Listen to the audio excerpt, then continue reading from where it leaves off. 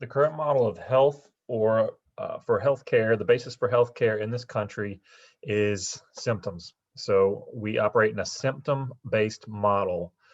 And what that says is this: it says that if you have symptoms or a collection of symptoms which are diagnosed and uh, determined to be a condition or an illness, if you have symptoms, then you must not be healthy. You're not healthy if you have symptoms. And so the objective of our healthcare system is to relieve symptoms and to relieve groups of symptoms that are diagnosed as conditions. That's what we want to do. Get rid of the symptom, get rid of the condition. And that's all well and good, but it presents problems for us. The problem is that when you judge your health based on how you feel, you're going to miss the mark every time. You can be pain-free and symptom-free and be absolutely unhealthy. For example, think about the leading causes of death in this country. Number 1 and 2 is still heart disease and cancer. Stroke has gone down the list to maybe number 5 or 6, but it's still in the top leading causes of death. And among these leading causes of death, I think accidents are number 3. But among these leading causes of death, there are no early symptoms. There are no early warning signs. People have a heart disease for years. It's years in the making before it ever shows up and becomes a symptom that makes somebody think, oh, there might be something wrong. Cancer, the same thing. Cancer can be 10 to 15 years in the making before the first symptom ever pops up.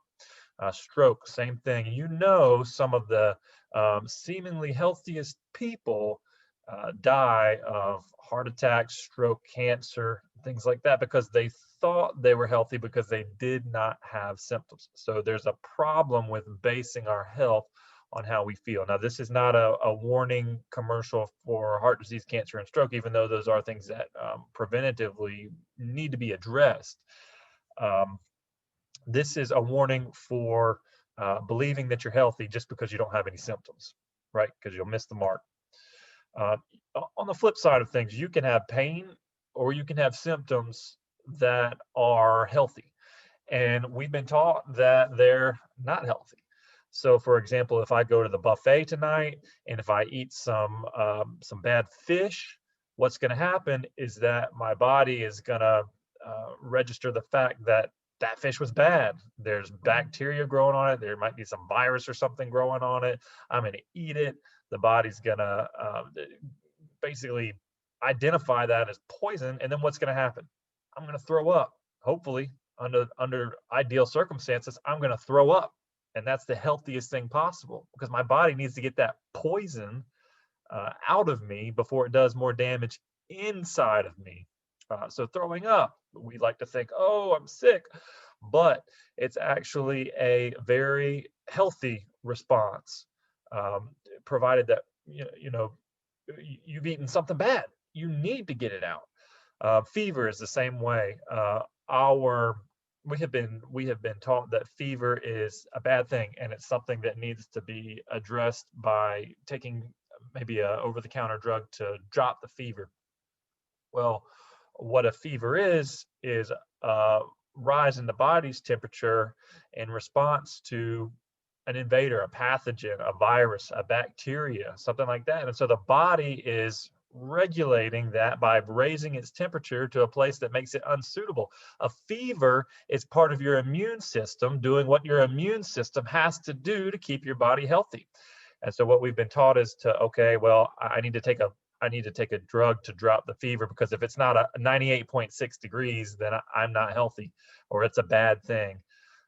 Well, first of all, doctors are coming out and saying, okay, 98.6 is not exactly on the button. In reality, there's actually a range here, between 94 degrees and 100.4 degrees that is acceptable, and that's a healthy level. And then even fevers up to 103 degrees really are not really much of a concern. We need to let the body do what it's going to do.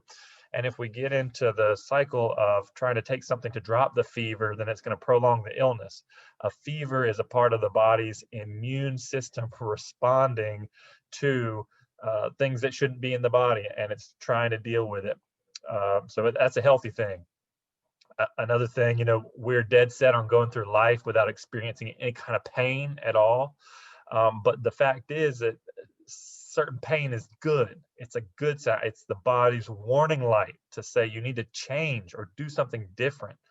If I touch a hot stove, I want to feel pain because I can take my hand off the stove as soon as possible so that I don't end up with a burnt hand. Now that's a unique example, but pain in many circumstances is good. So symptom-free or symptoms doesn't necessarily indicate the health of the individual. So what is health? Uh, you decide. You decide. Is it A, is it the absence of symptoms, disease, or impairment? Is it B, a state that allows the individual to adequately cope with all demands of daily life, and in parentheses, normal function? Is it C, a state of complete physical, mental, and social well-being? What do you think if you were taking the test? What would you answer? Well, I'll tell you what, probably the best definition is all three of them combined because they're all important and they all matter. But I'll tell you what our healthcare system determines health is primarily A, the absence of symptoms, disease, or impairment. And again, that's what makes our healthcare system a symptom-based system. Gonna miss the mark when it comes to health under most circumstances. So here's another question for you. Why do you go to the doctor? Is it A, to diagnose and treat me when I get sick or have symptoms? Or is it B, to keep me healthy and functioning optimally, ultimately, so I don't have to get sick? Well, in our system, it's A. The answer is A, to diagnose and treat me when I get sick or have symptoms. Unfortunately, this means that we have a symptom-based system that misses the mark when it comes to health. So we have a quote unquote healthcare system that is actually providing sick care. It's addressing symptoms and sickness, and it's not providing ultimately health. And the numbers prove this, the statistics prove it. We are a sick care system.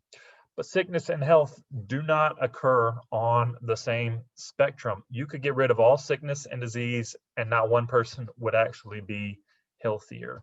Health is ultimately it's a product of how well your body is functioning.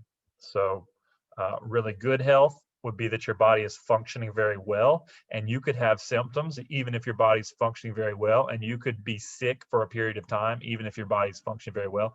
Or on the opposite end of the spectrum, if your body is not functioning normally or well at all, and then you're going to tend to accumulate damage, accumulate degeneration, accumulate disease, accumulate symptoms, accumulate sickness, illness over time. Your body's not going to be able to recover from that because it is not functioning properly.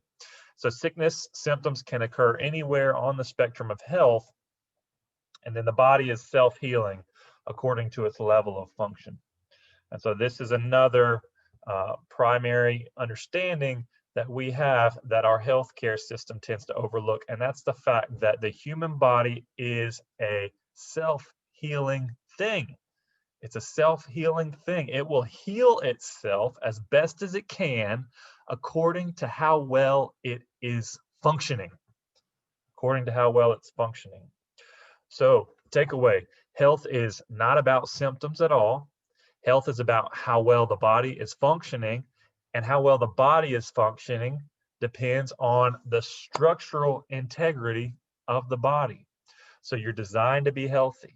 You're not designed to be sick. You're not resigned to sickness and illness. You're not a product of ultimately of your genetics. You're not a product ultimately of the germs and the viruses and the bacteria in the atmosphere.